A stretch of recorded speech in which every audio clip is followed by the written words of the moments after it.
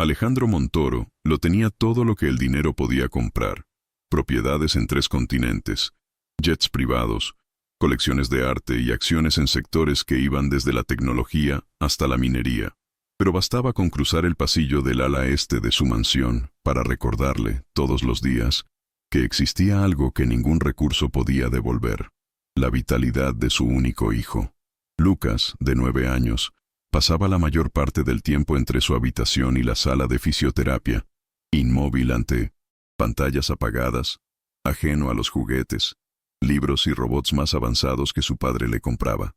La enfermedad que lo consumía, una condición degenerativa rara, no afectaba solo su cuerpo, sino que parecía haber borrado cualquier atisbo de entusiasmo de su alma.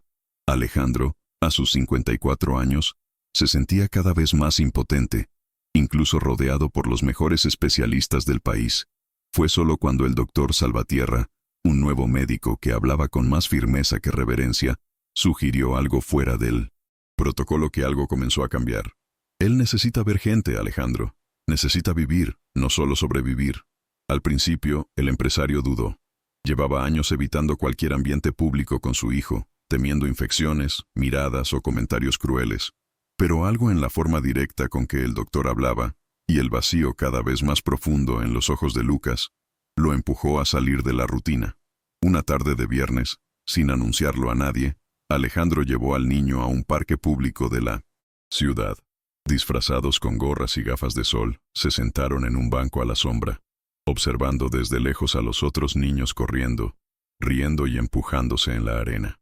Lucas miraba en silencio, con el cuerpo rígido y la respiración entrecortada, hasta que un niño de bermuda sucia y camiseta holgada se acercó a ellos con una sonrisa franca. El niño se llamaba Diego. Tenía el cabello alborotado, las rodillas raspadas y una energía que parecía no caber en su propio cuerpo. Sin ninguna ceremonia, se acercó a Lucas con un balón desinflado en las manos y una invitación en la punta de la lengua. ¿Quieres jugar conmigo? Alejandro, sorprendido, intentó intervenir, pero antes de que pudiera levantarse, vio que sucedía algo inesperado. Lucas miró a Diego durante unos segundos, largos, incómodos segundos, y luego asintió con un gesto casi imperceptible. Diego no esperó una respuesta formal. Simplemente dejó caer el balón frente a Lucas y empezó a jugar con él como si ya fueran viejos amigos.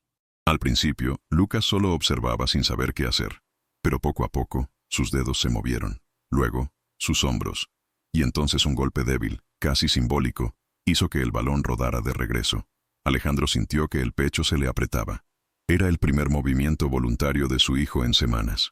Esa escena, banal para cualquier otro padre, fue un punto de inflexión para Alejandro. Allí, en medio de la simplicidad de un parque olvidado por el gobierno, con un niño que apenas tenía zapatos enteros, Lucas experimentaba algo que ningún juguete de lujo le había proporcionado: conexión. Diego hablaba como quien ignora lo que es la enfermedad. No hacía preguntas incómodas ni mostraba lástima. Solo reía, inventaba reglas absurdas para el juego y adaptaba todo al ritmo de Lucas, sin convertirlo en un favor. Cuando el sol empezó a descender en el horizonte y Alejandro avisó que era hora de irse, Lucas no protestó, sino que giró hacia Diego y preguntó: ¿Mañana vienes? Diego respondió con un ademán alegre. Aquella noche, Lucas cenó sin que se lo recordaran y pidió irse a dormir temprano. Quería estar fuerte para el día siguiente. Alejandro, desde fuera de la habitación, tardó en alejarse. Por primera vez en mucho tiempo, lloraba de alivio y esperanza. En los días siguientes, Alejandro reorganizó toda su agenda para garantizar que, cada tarde, él y Lucas estuvieran en el parque a las 4 en punto. Y todas las tardes, Diego estaba allí. No había aviso ni compromiso escrito, simplemente su presencia. Era como si la amistad fuera un acuerdo tácito entre los dos niños. Diego llevaba caramelos en el bolsillo, historias exageradas del colegio, y tizas secas que usaban para dibujar en las piedras del suelo. Lucas, antes retraído y frágil, empezó a reír con facilidad, a arriesgarse más, a hablar más alto. Era como ver a una planta olvidada florecer bajo la luz del sol. Hasta los médicos notaron el cambio. El apetito aumentaba, la fatiga disminuía, y los signos clínicos que antes se estancaban empezaban a mostrar mejorías. Pero lo que más sorprendía a Alejandro era ver a su hijo recuperar algo que los exámenes médicos no podían medir: autoestima, sentido de pertenencia y deseo de vivir. Una tarde nublada, mientras Lucas y Diego construían un castillo de arena con tapitas de botella, Alejandro finalmente se acercó. Se sentó en uno de los bancos de cemento cercanos, ya no como un espectador distante, sino como alguien que necesitaba entender quién era ese niño que le había devuelto algo a su hijo que los especialistas habían dejado de buscar. Cuando el juego terminó, llamó a Diego y le ofreció un jugo en caja que llevaba en la mochila de emergencia de Lucas. El niño lo aceptó con naturalidad. Conversaron allí, sin prisa, mientras Lucas descansaba al lado, con el pecho agitado, pero sonriente. En pocos minutos, Alejandro supo que Diego vivía con su madre y 3 hermanos, en un barrio apartado, que tomaba 2 autobuses para llegar al parque, y que nunca había conocido a su padre. Había una franqueza desarmada en ese niño, y una fuerza gentil que Alejandro, a pesar de todo su éxito, no lograba encontrar en su propio mundo rodeado de guardias y contratos. 2 días después, impulsado por una inquietud que ya no podía ignorar, Alejandro le pidió al chofer que lo llevara a la dirección que Diego había mencionado con simplicidad: una calle de tierra, con casas gemelas de albañilería desgastada y tendederos improvisados cruzando los patios. Al bajar del coche importado, sintió las miradas de los vecinos y el peso de su propio traje, desubicado en ese entorno. La madre de Diego, una mujer de poco más de 30 años con ojos cansados y manos callosas, lo recibió con desconfianza contenida.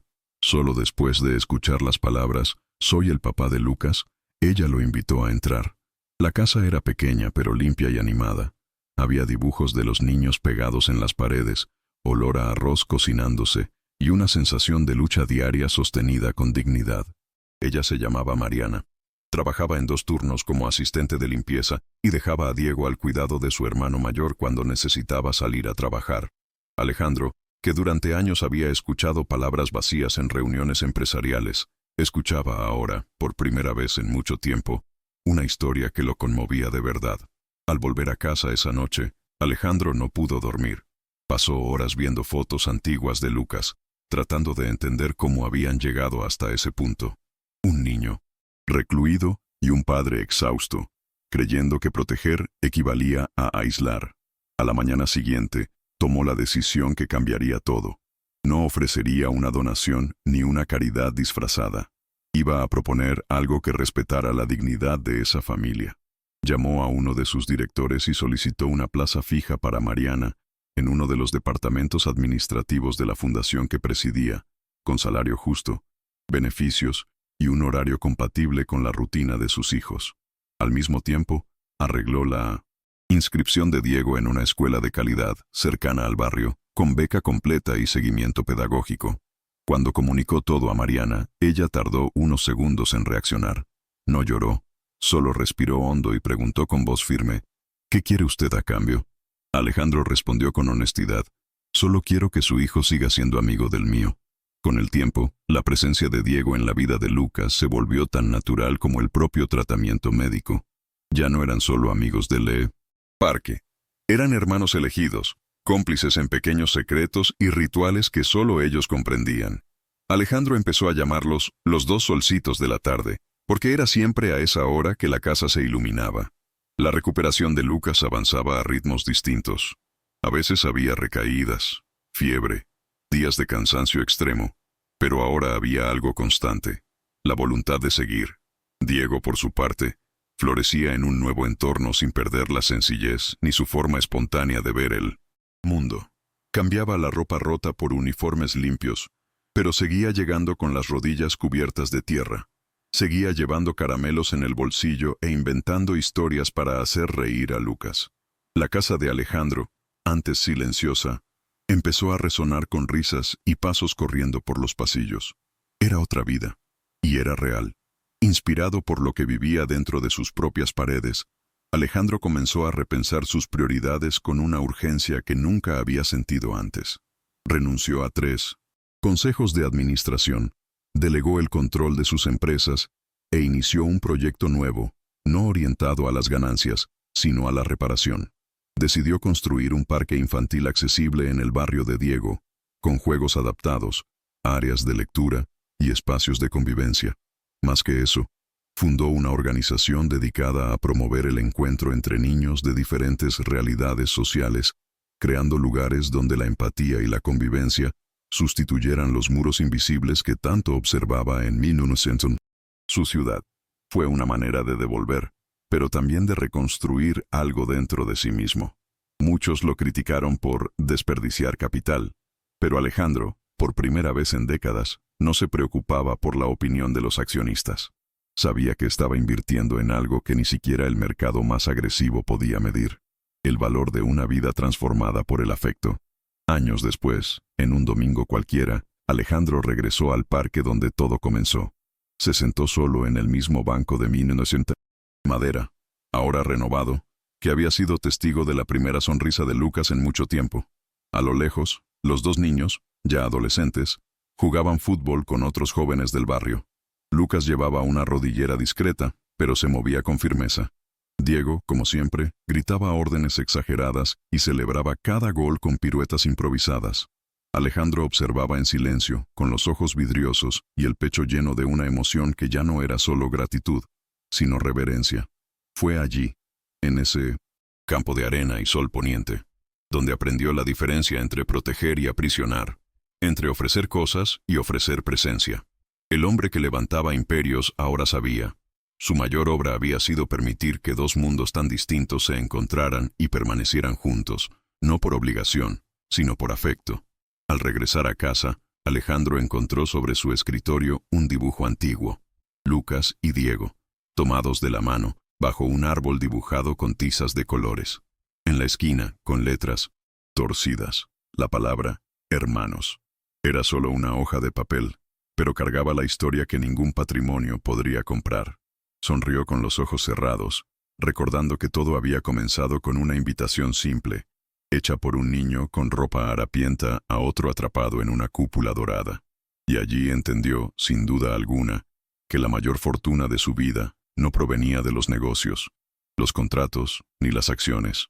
Provenía de una amistad improbable y del día en que decidió dejar la puerta de su mansión lo suficientemente abierta para que el mundo real entrara. Por primera vez en mucho tiempo, Alejandro durmió en paz, sintiendo que finalmente estaba donde siempre debía haber estado, dentro de la vida.